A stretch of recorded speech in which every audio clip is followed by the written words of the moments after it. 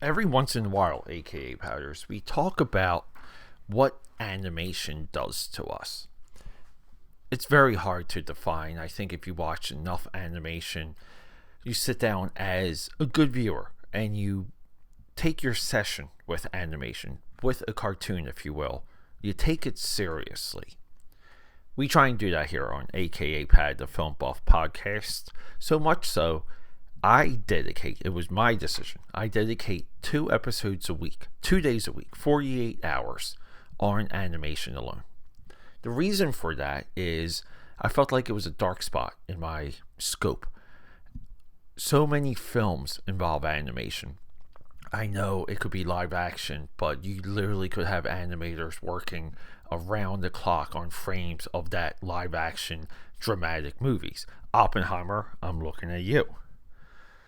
So the lines get blurred, and that's where I get interested. My ears perk up at that point. But something happens with animated characters. That's what I'm getting to. And today we're discussing Moon Girl and Devil Dinosaur. I first watched this series, I want to say, maybe 2 years ago. I've been wanting to do it for a while for Black History Month. I haven't gotten around to it. I feel bad. I feel guilty because I re-engaged with this series recently. And I don't know. I think this series is one of the most underrated things ever when it comes to animation, especially of the modern day. So let's talk. Quiet on the set. Camera speed. Sound production, take 1. Action! Welcome back, my AKA Patters. Guys, we got a lot coming up. I know it's Black History Month. I know some of you might be, you guys, some of you guys are new. We try and observe everything we can here. Guys, we just did a very, very long deep dive on Captain America.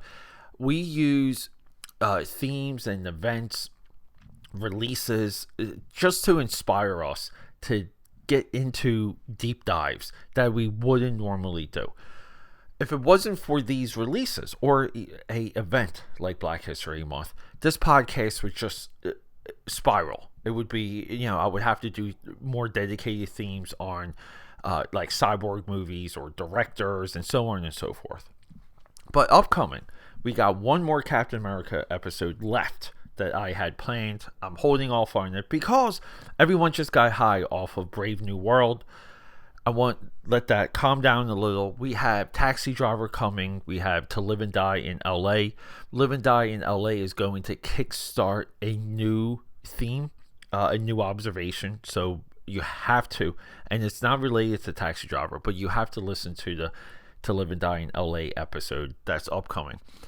And we just got a whole lot more. I'm doing my very best to bring you guys some opinion videos. Those are a little bit slow because I roll in a lot of my opinions on these very episodes.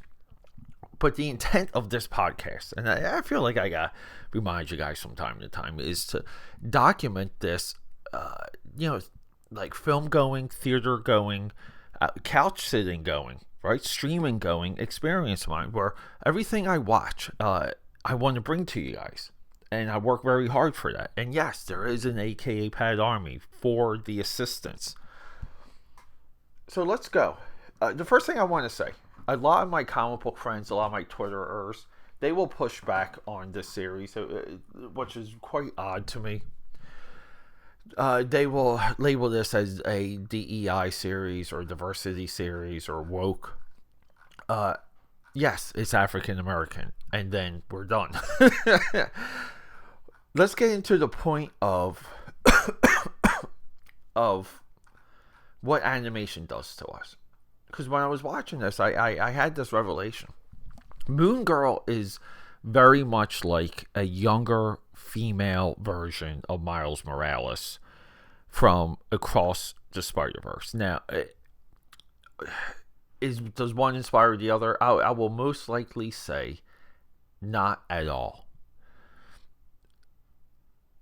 This type of character is a little bit like Dexter's laboratory, but we like to say laboratory. It's just a trope. It's a trope of a overly eager, insanely intelligent kid with a family that doesn't understand them. That's our setting. It's the African American part of this series. It's almost inconsequential. It just really makes no sense. Her family is fantastic. Her family grounds the character perfectly. But there's something that happens in animation where, and we need to kind of cycle this to Wakanda Forever. More specifically, the character Riri Williams. Riri Williams in Wakanda Forever thematically just comes off as a little bit of an intellectual bully. You don't have a struggle with her. Again, we talked about this with Sam Wilson from, yes, I get it. Like you can maybe connect some of these dots. Maybe it's different for live action. But we get these similarities where we just don't buy the character at all. We just think it's a bad character, and as a audience, we just want to move on from this character. We just don't like it. And that's it. It's that effing simple. But with Moon Girl and Miles Morales, because of the magic of animation, we love these characters. We want to see more of them. And amazingly, the DEI, the woke, and these other somewhat lowball observations disappear. Isn't that amazing? But there is something that excuse me, that happens in the series, and when I was comparing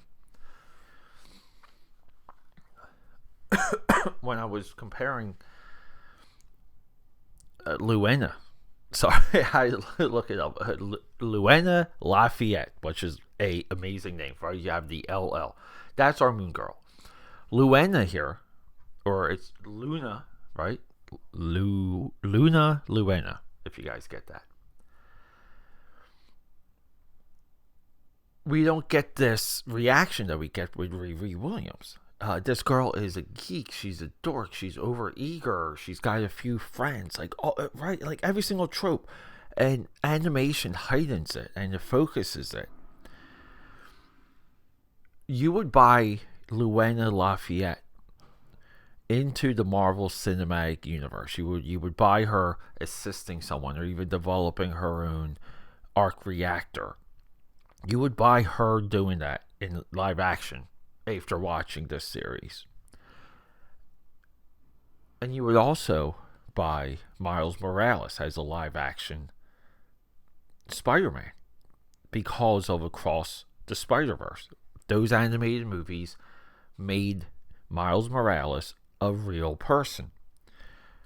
Moon Girl and Devil Dinosaur is no different. I think everything that they achieve here with her and her family is what they wanted to get from the Blue Beetle movie. So you get this pushback, right? And I just think it's a tragedy. We get no outcry when the series is canceled, even though it does have a 2 seasons. It has a healthy 33 episodes. Showrunners, I gotta just say, Steve Lauder, he's showrunner for season 1, and we have Pyler Flynn. Oh my God, what a comic book name! What a comic book name, Pyler Flynn. These are showrunners for seasons 1 and 2, separate.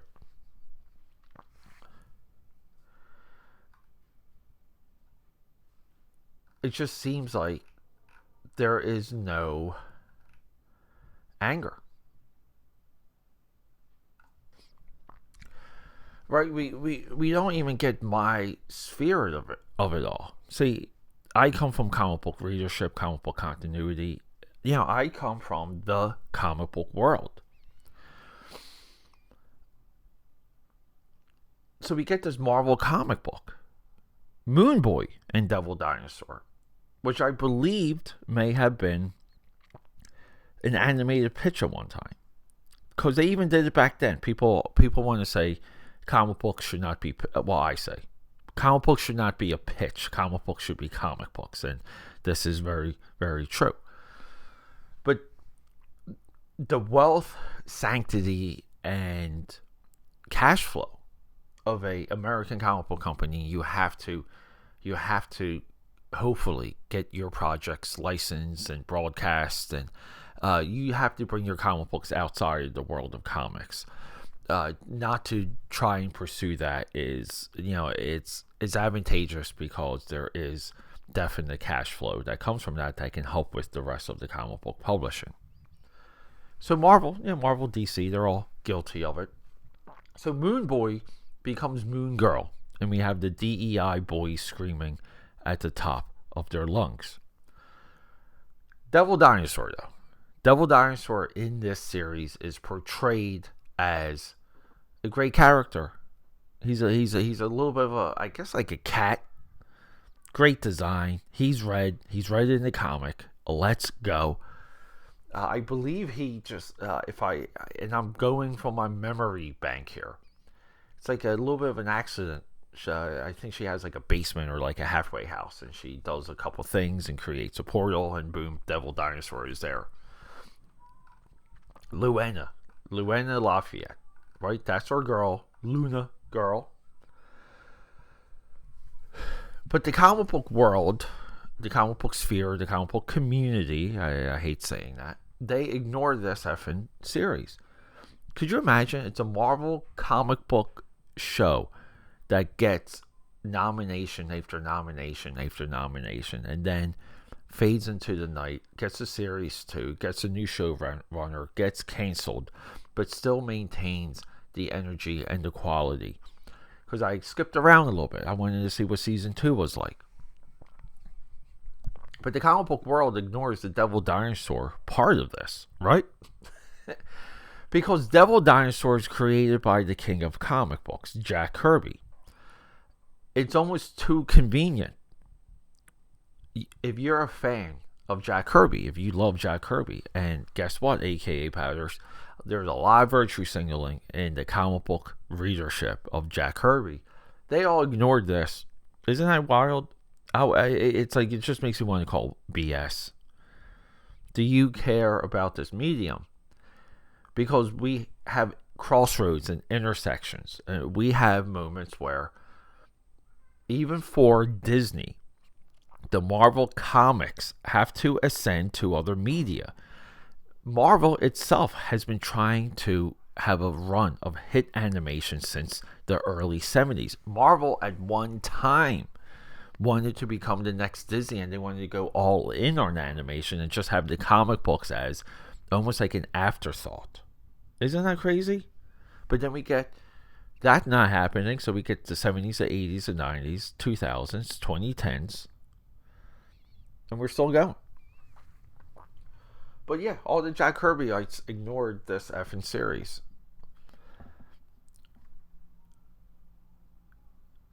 This show is vibrant, high energy. You can posterize so many frames of this show. You can argue that this show is a precursor to a lot of the things that we liked in our animated movies. Teenage Mutant Ninja Turtles, Mutant Mayhem, even most recently with Wild Robot, where the animation itself seems to have a kinetic energy. Pulls into the audience. It's almost like a shot of electricity. I'll tell you how much this show got me. So, I see that they did a graphic novel. And this is a part of the state and the truth of the American comic book industry. So I look up this graphic novel, and I said on Amazon, I think it's called like Moon Girl, like Rumble Time. I may be butchering that. Look it up on your just look it up yourself, aka Patter. But on Amazon, they had a couple preview pages, and it's just the energy, like the coloring, the vibrant nature of it just doesn't seem quite there. But it's only a few dollars, so I did order it because I am curious. But it's published by Scholastic, and then there we go, right? Like this is how we grow comics. We make a amazing animated series. We make one that gets endless nominations. We make it good enough to get people hyped. So when they're in the Barnes & Noble, which has a giant youth graphic novel section, because they are graphic novels, they're designed for the format that you purchase them in. And some kid will see Moon Girl and Devil Dinosaur displayed and want to buy it because the show is so effing good. And then therein lies a new comic book reader. Will it continue? I don't know. I don't know what the stats are, one and how many, but to me, this show is a great ambassador for comic book readership. This is a show connected to what a lot of people say is the greatest comic book creator of all time. We owe everything to Jack Kirby. But the Jack Kirby world ignores this. And is it because the boy became a girl? See, swap it out. Do whatever the hell you want.